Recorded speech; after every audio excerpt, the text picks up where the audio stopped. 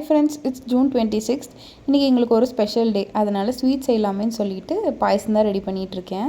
First பருப்பு பாயசம் ready பண்ணுறதுக்கு பாசிப்பருப்பை நல்லா நெய்யில் வறுத்தெடுத்துக்கலாம். இப்போ நான் 1 கப் பாசிப்பருப்புக்கு 4 டம்ளர் தண்ணி வைக்க போகிறேன். அதில் 1 கிளாஸ் பாலும் சேர்த்துருக்கேன். இப்போ நல்லா 5 விசில் விட்டு எடுத்திங்கன்னா பாசிப்பருப்பு நல்லா வெந்து வந்துடும். இந்த ஸ்டேஜில் நான் இன்றைக்கி 1 கட்டி வெல்லம் எடுத்திருக்கேன்.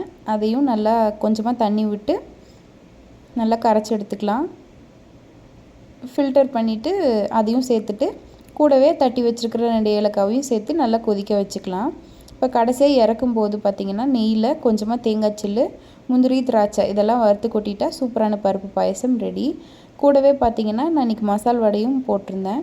மசால் வடை ரெசிபி பார்த்திங்கன்னா நம்ம ஷார்ட்ஸ்லேயே இருக்கும், செக் பண்ணி பாருங்கள். ஈவினிங் ஹஸ்பண்ட் வந்ததுக்கப்புறம் வடை பாயசம்னு 2 பேருமே சாப்பிட்டோம்.